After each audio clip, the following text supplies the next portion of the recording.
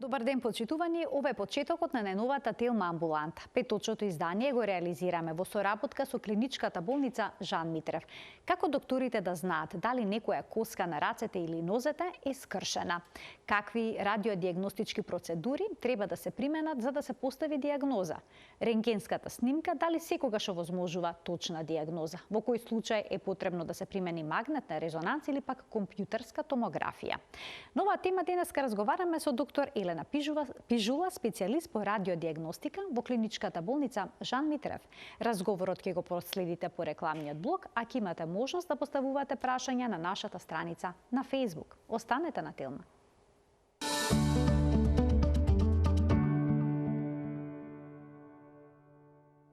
За радиодиагностиката при диагностицирањето на скршениците на екстремитетите денеска разговараме со доктор Елена Пижула, специјалист по радиодиагностика во клиничката болница Жан Митрев. Докторке, добре ни дојдовте во студиото на Телма. Добар ден, добро ве најдов и благодарам на поканата во вашата емисија. Докторке, фрактурите на коските на екстремитетите воопшто не се ретки. Дали скршениците се јавуваат секогаш како последица на некаков удар или пак пат? Па вака, генерално кажано, трауматските повреди на локомоторниот апарат настануваат како резултат на делување на дворешна механичка сила која ја надминува природната еластичност и отпорност на коската. Бидејќи коската знаеме дека представува најцврста структура во организмот на човекот, која содржи најмалку органски материи и вода, а највеќе минерални материи, таа најсилно се спротивставува на силата на ударот и представува место каде што најчесто настануваат тие трауматски повреди. Во таа смисла, скршеницата или фрактурата латински кажано, представува механичка повреда која се карактеризира со прекин на континуитетот на коскеното ткиво, но и со повреда на околните меки структури. Во смисла на причините заради кои настануваат фрактурите можеме да ги поделиме на трауматски фрактури, значи тоа се фрактури кои настануваат на претходно здрава коска. Значи коската претходно не е оштетена и настануваат со механизам например, компресија, ротација, свиткување или пак комбинација на сите овие механизми. Понатаму патолошки или спонтани фрактури, тие настануваат на места каде што коската е претходно оштетена. Таа може да биде оштетена од повеќе процеси. Например, кај малигните заболувања на коската, малигни неоплазми, бенигни цистични промени, понатаму секундарни депозити или секундарни метастатски лезии кои ќе оштетат коската во смисла на остеолизи, се места значи каде што коската и со мала траума, значи мала механичка дразба може да биде оштетена, односно да настане фрактура. И како посебен ентитет може да ги издвоиме остеопоротичните фрактури кои настануваат како резултат на претходно остеопоротично изменета коска.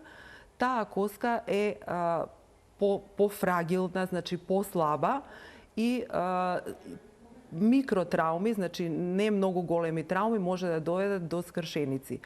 Предилекциони места за настанување на остеопоротичните фрактури обично се прашленските тела во смисла на компресивни фрактури и вратот на бутната коска.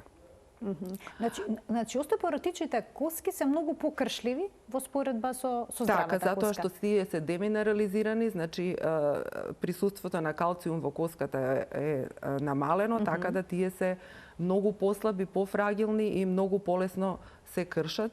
Карактеристично за тие фрактури е што може долго време да бидат незабележани, бидејќи не ги даваат тие класични карактеристични симптоми кои се јавуваат кога имаме трауматска механичка дразба, кога веќе на здрава коска, така. Сега коската може да биде напукната или може да биде скршена.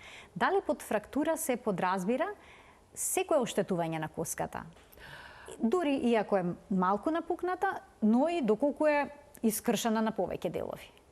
Така, значи во принцип, кога имаме прекин на континуитетот на коскеното ткиво, дали се работи за потполн прекин, кога велиме дека настанала фрактура, или за непотполн и комплетен прекин, тоа значи го нарекуваме фисура. Значи коската не е комплетно по нејзината должина прекината.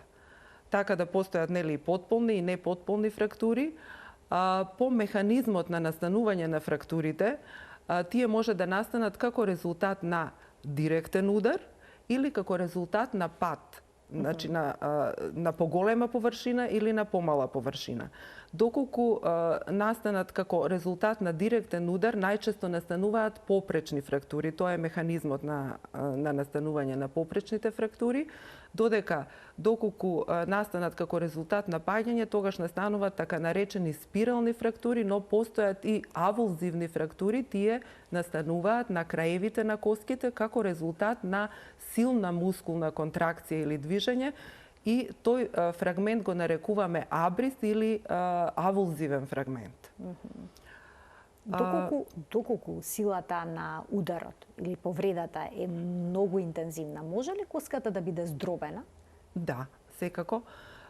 Значи, како што кажавте, механизмот на повреда кај здробените фрактури е со така наречено згмечување.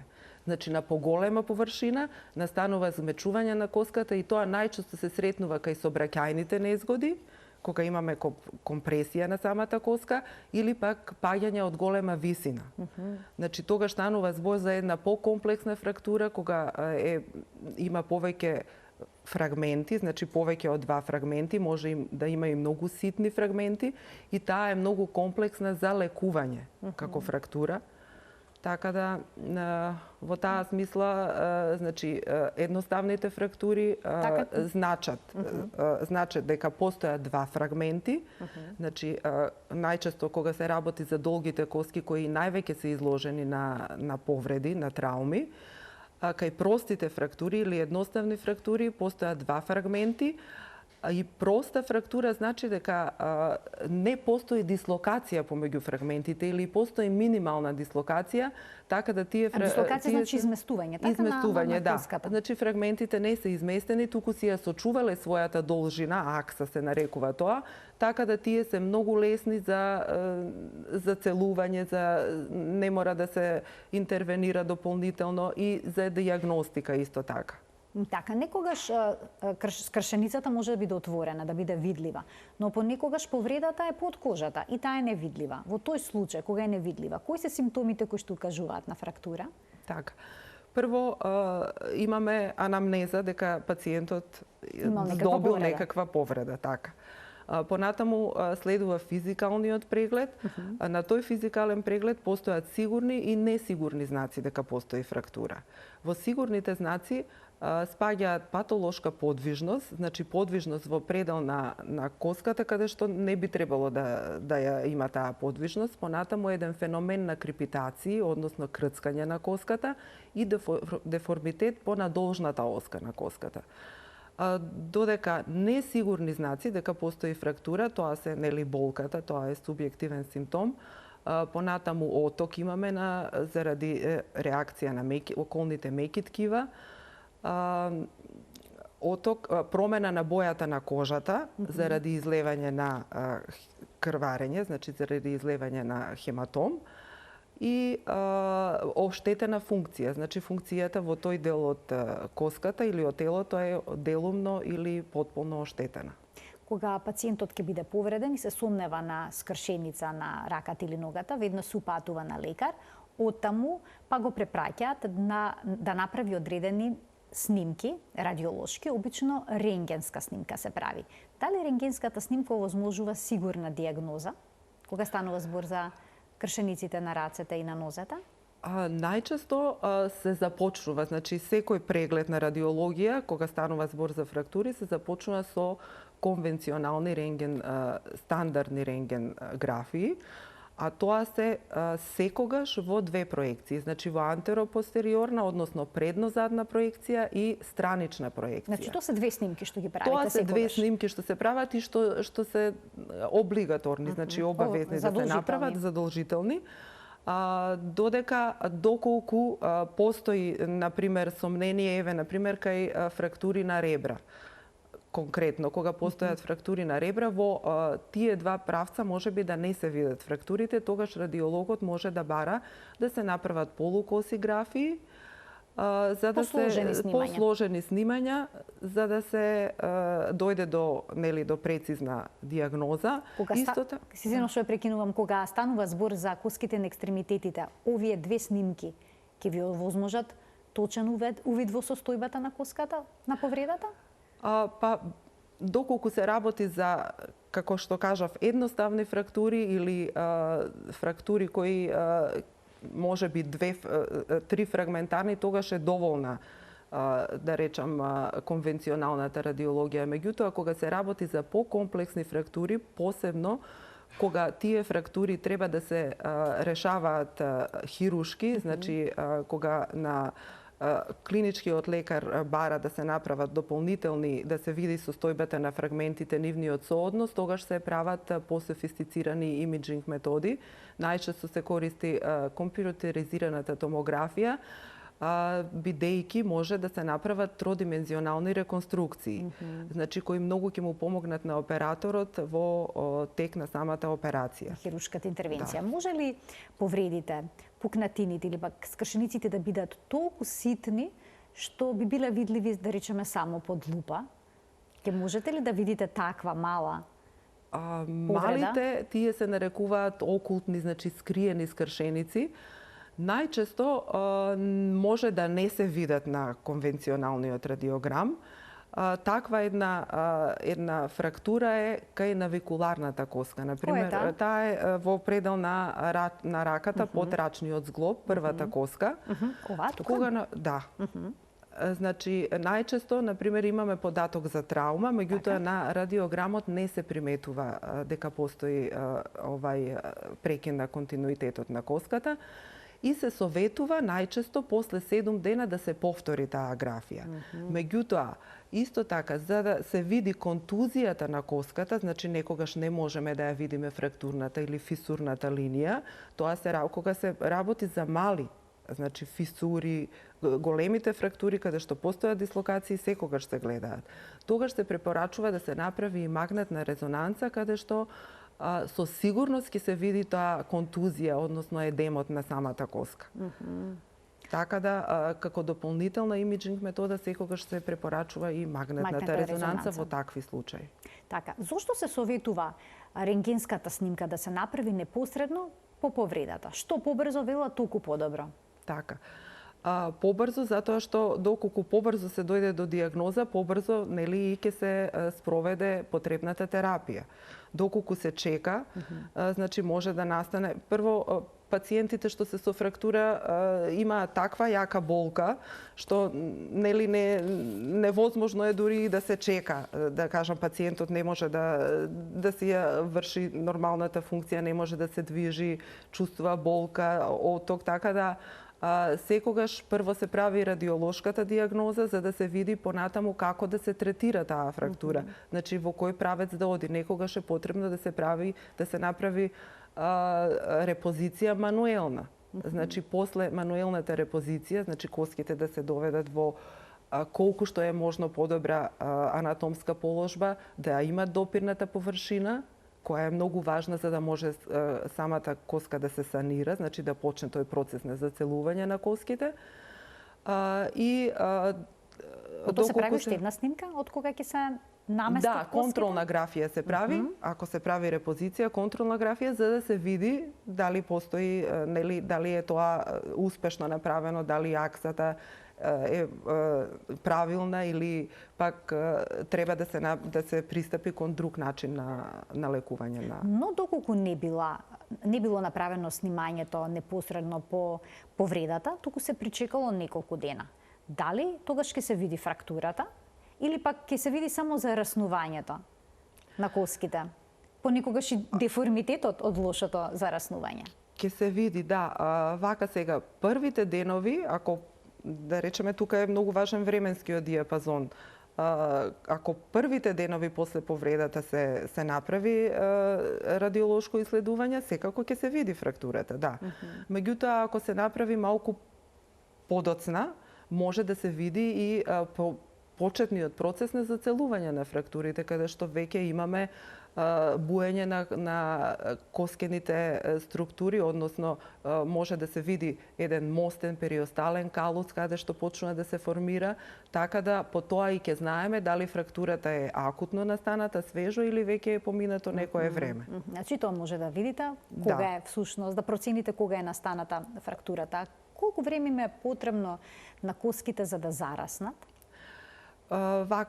Значи во зависност за која коска се работи.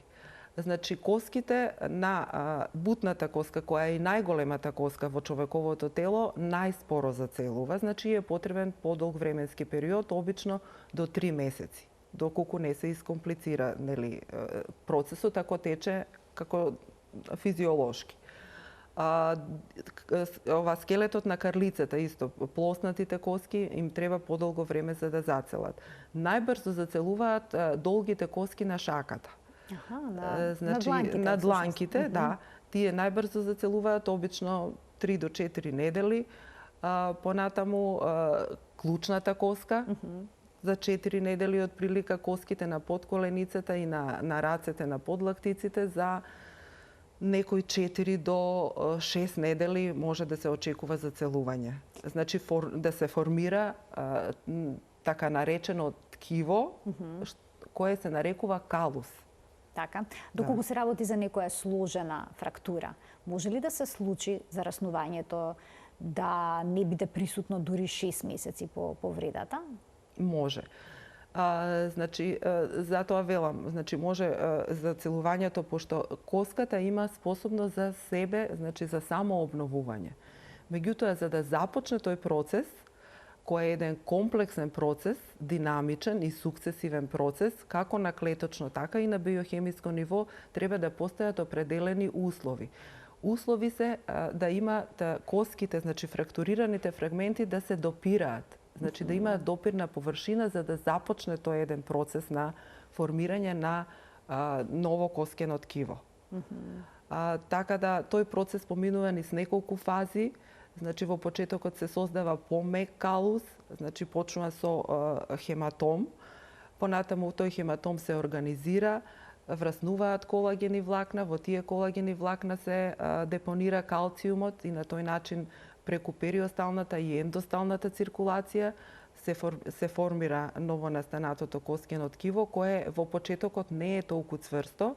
Понатаму во понатамошната фаза, која е и последна фаза, се нарекува ремоделирање, значи на калусот, кога тој веќе добива во цврстина, значи се формираат коскените гредички, се воспоставува капиларната циркулација, така да веќе коската сметаме дека е заздравена.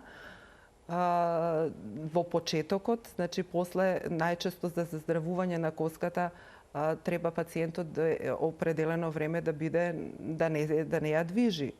Значи екстремитетот, ако се работи за екстремитет, во имобилизација, така да се советува во текот на тој репаративен процес да се вклучат и суплементи, да се вклучи начинот на исхрана, малку да се моделира. Понатаму тие навики, да речеме, ако пациентот претходно ги имал да ги изостави за да дојде до побрзо зацелување на коската. Со контролните рентгенски снимки можете ли да процените кога коската целосно зараснала? Да. Можеме да процениме, затоа што некогаш, например, и пациентот ќе ни даде податок, кога, например, има преглед од друг тип, па нема да ја забележиме фрактурата, пациентот анамнестички ќе ни даде податок дека на тоа место претходно имал фрактура. Да речеме тоа ако поминала 1 година, тогаш може комплетно да не се види пукнатина, мислам пукнатината каде што била претходно. На рентгенска снимка можете да процените кој пациент во минатото имал некаква фрактура на коските? Затоа велам, значи, во зависност од индивидуално е, некогаш може да се процени, значи во тој дел да се насети дека имал фрактура, да, заради распоредот на самите коскени гредички. Но не секогаш. Не секогаш, да. Кога веќе тој процес се одвивел физиолошки, значи исправно, тогаш може и да не се примети. Ова ве прашам бидејќи постои едно убедување дека коската која што била скршена и зараснала ќе биде послаба во однос на тоа што била порано. Коската ќе биде во почетокот, да кажам, додека нели тоа ткиво што го нарекуваме ние калус не зацврсе доволно. Значи не ја добие својата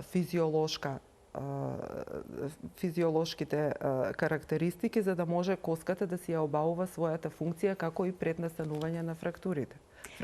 Кај лицето што имало некаква фрактура на екстремитетите, а при тоа коската е остеопоротична. Колку често треба да се прават контролни рентгенски снимки за да се следи процесот на зараснување? Во секој случај треба да се прават почесто, бидејќи најчесто остеопоротичните фрактури и не се лекуваат конзервативно. Најчесто се лекуваат, ако настанале, зборувам на долгите коски.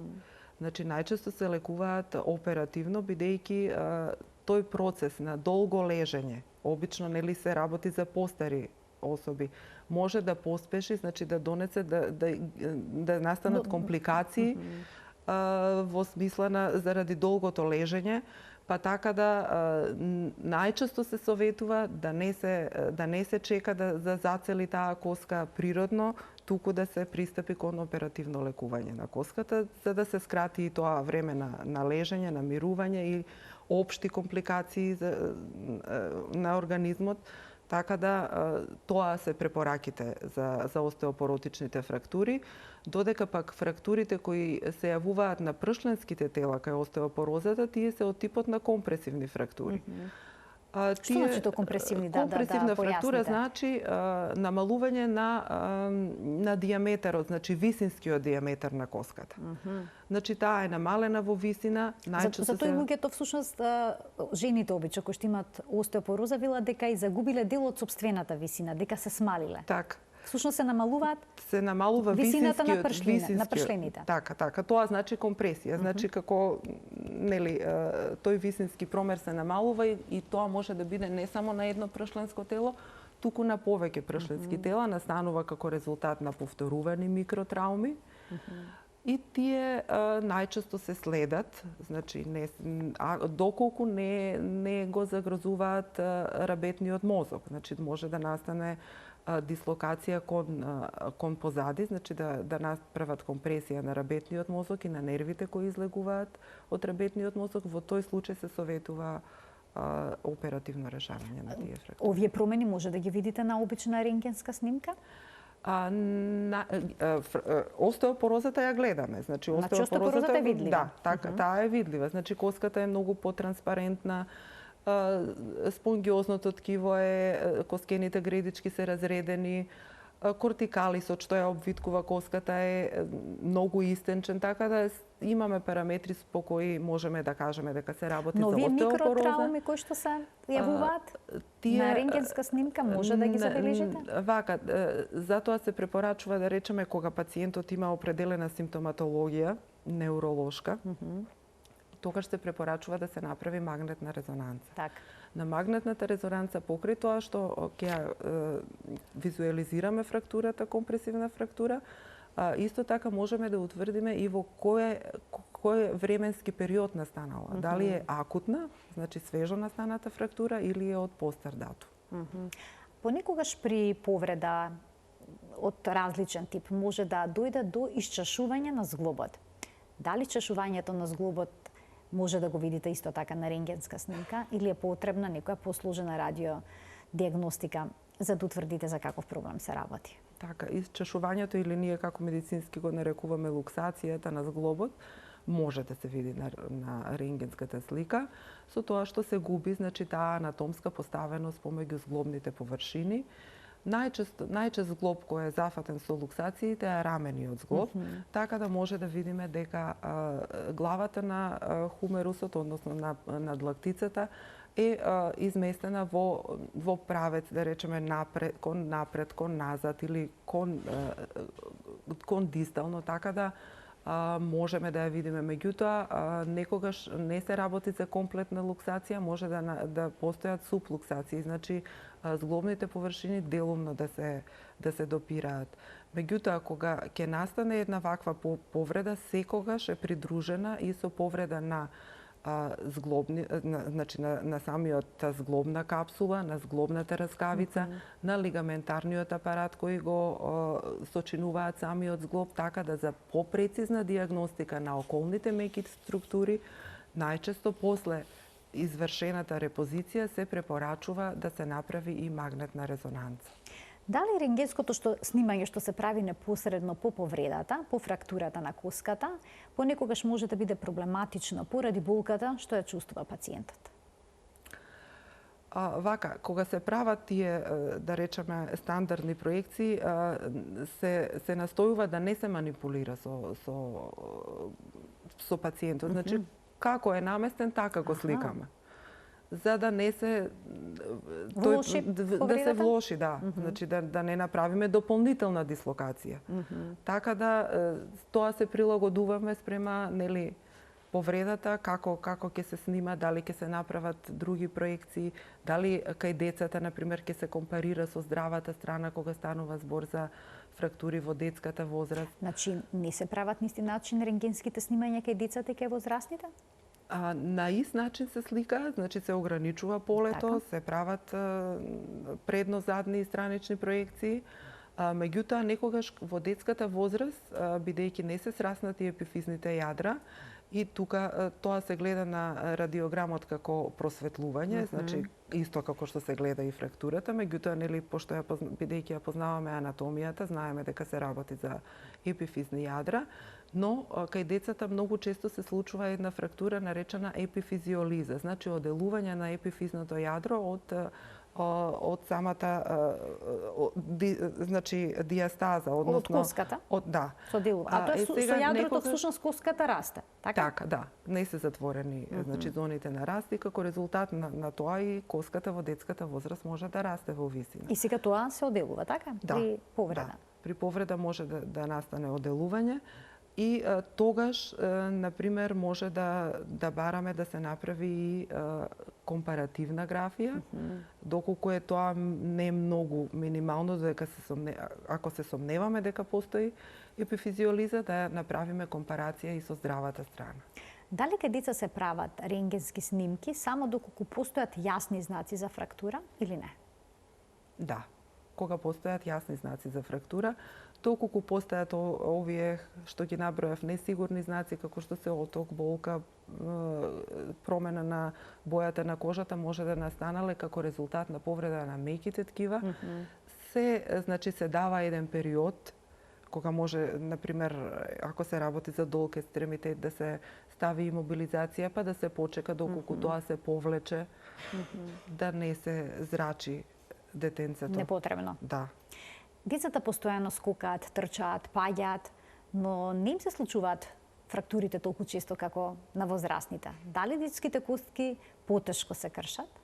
Да. Детските костки се поеластични. Посебно тоа се должи на обвивката на периосталната обвивка на коската.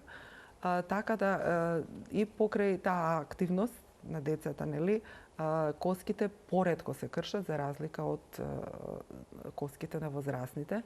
И доколку се скршат, значи постои една карактеристична фрактура во детската возраст, се нарекува фрактура како субпериостална, односно фрактура на зелено гранче. Значи како што се крши зеленото гранче, така се настанува, значи вака кога ќе пробаме значи зеленото гранче да го превиткаме, значи горниот дел нема да се прекине континуитетот на горниот дел. И на тој начин се крши и коската на екстремитетите на кај децата. Затоа е таа специфична, значи подпериостот, субпериостална фрактура од типот на зелено гранче. Така, и ова е интересно да се знае. Кога ќе се јави фрактура на коска, многу често страдаат и околните меките ткива. Лигаментите, мускулите, може да се одели дури и раскавицата од зглобовите. На каков начин може да процените дали дошло и до ваков тип на повреда кога веќе има скршеница на коската? Па тоа зависи од анатомската локализација, да кажеме, на фрактурата. Доколку фрактурата е екстерартикуларна, односно доколку не го зафаќа зглобниот простор, тогаш таа фрактура не очекуваме да направи проблем со раскавицата. Да, со раскавицата. Меѓутоа, доколку фрактурата е во близина на зглобот, значи или го зафаќа зглобот, значи е интерартикуларна, тогаш очекуваме дека и зглобната раскавица ќе биде повредена, како и околните меки ткива, лигаментите, тетивите и така натаму.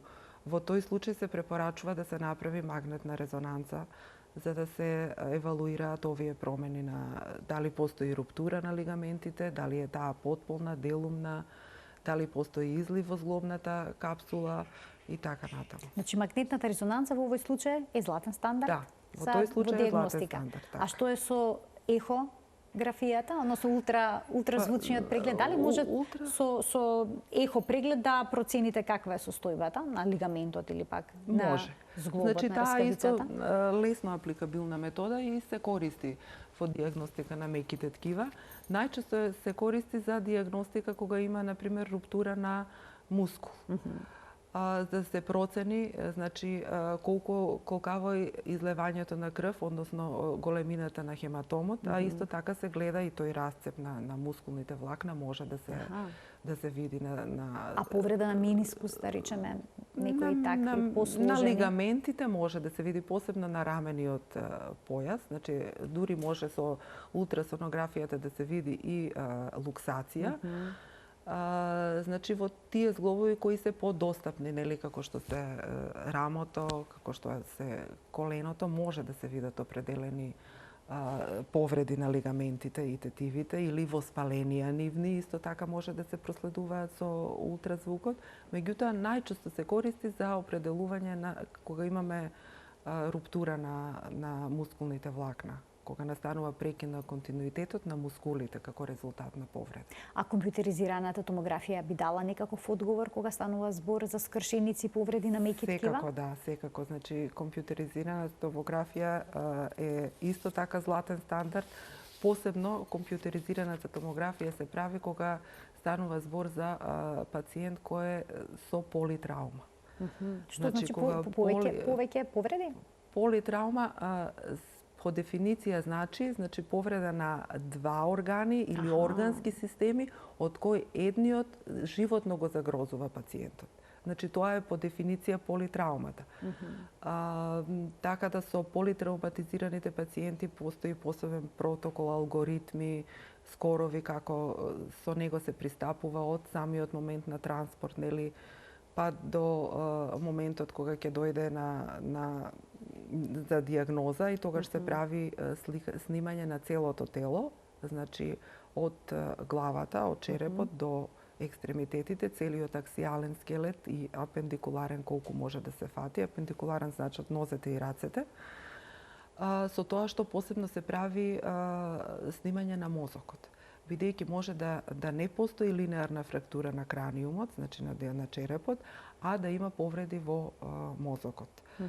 Така да посебно се изведува компјутеризирана томографија на мозок за да се процени дали има внатрешно карварење, дали е тоа во паренхимот на мозокот или помеѓу неговите обвивки, и понатаму се пристапува до анализа на сите делови од целиот коскен систем се анализира. Тоа треба да биде брзо, ургентно, значи колку што побрзо се дојде до дијагноза, толку побрзо нели се пристапува кон адекватното лекување.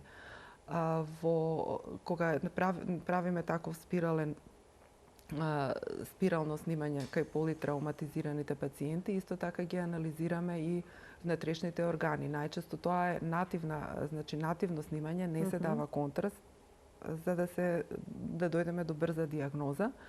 Значи се анализираат и белите дробови, дали постои лацерација, односно раскинување на внатрешните паренхимни органи, дали постои руптури на слезинката, на црниот дроб, дали постои излевање на течност во абдоминалната, во стомачната шуплина, така да сите тие параметри мора брзо да се видат, да се одговорат за да понатаму пациентот, нели, пошто политраумата е животно загрозувачка состојба. Кога станува збор за фрактурите, понекога се прават оперативни зафати и се ставаат штрафови, плочки и слично. Какви потоа радиодиагностички процедури треба да се направат за да се следи состојбата на пациентот? Нели, откако ќе се направи остеосинтеза, се вели тоа, фрактурираните фрагменти тогаш се доведуваат во една идеална репозиција, анатомска репозиција, и со тоа се поспешува, начинот на заразнување на коската се одвива на еден друг начин. Таа се вика ангиогена осификација и директно имаме врзнување бидејќи се постигнува една интерфрагментарна компресија, се постигнува една идеална репозиција, аксата се обезбедува, и времето на санација на фрактурите со остеосинтетски материјал е многу пократка и може пациентот побрзо да си почне со активностите. Се прават како за време на самата операција, се прават, операторот и бара да се прават проекции за време на самата операција, така и секако задолжително после направената репозиција со остеосинтетски материјал се прават радиограми на кои ќе се визуализира како е направена таа, дали е успешна таа репозиција и така натаму, понатаму и се следи, се прават контроли за да се види за целувањето на коската, во кој правец оди, дали оди во добар посекуваниот правец. Така. Дали може тој пациент да се снима со магнетна резонанца, кога во себе има плочки, штраф, некаква шипка и слично? Бидејќи знаеме дека магнетната резонанца представува понекогаш проблем за лицата кои што имаат некакви метални структури. Така, доколку се метални структурите, да. Тоа е контраиндикација за правење на магнетна резонанца, меѓутоа во последните години се повеќе остеосинтетскиот материјал е изработен од титаниум кој може да се внесе во материјал кој дозволува правење на испитување со магнетна резонанца. Така да најчесто и пациентот ако е веќе оперативно некаде третиран и немаме податок, најчесто бараме пациентот да се јави во хируршката установа каде што е опериран, да ни доставим белешка. Обично после секоја операција се дава белешка на пациентот да се нотира тоа дали може пациентот понатаму во животот да биде ставен во магнетно поле или не. Така да тоа е во зависност од материјалот од кој што се изработени овие импланти или како и да се нарекуваат. И моето последно прашање за денеска се однесува за лицата кои што имаат остеопороза, како што настанала некаква фрактура на коските. И можеби некогаш во тој момент и прв пат ќе дознаат дека се соочуваат со таков проблем. Дали кај сите нив е потоа потребно да се направи мерење на густината на коските? Вака сега тука може да направиме една дистинкција, едно разграничување. Остеодезинтометријата како метода се користи како скрининг, односно превентивен тест. Пред да настанат фрактурите. За да се види ризикот, прво да се процени дали постои остеопороза, да се види степенот на остеопороза и да се процени ризикот од настанување на остеопоротични скршеници. Се мери скорот. Дали се работи за поголем степен на остеопороза или помал степен на остеопороза. Меѓутоа, веќе кога ќе настанат фрактурите, веќе остеодезинтометријата не е метода на избор за диагностицирање на... Докторке, ви благодарам многу за вашето денешно гостување во Телм амбуланта. Благодарам за бројните појаснувања со оваа тема, бидејќи фрактурите, скршениците, пукнатините на коските воопшто не се ретка состојба и убаво е да бидеме информирани кои се чекорите во процесот на диагностиката. Ви благодарам и на вас за поканата. Почитувани, денешна гостинка во Телм амбуланта беше доктор Елена Пижула, специјалист по радиодиагностика во клиничката болница Жан Митрев. Ова беше уште една Телм амбуланта реализирана во соработка со оваа болница. Ви благодарам за вниманието со кое што не следевте и денеска и ви посакувам пријатен ден.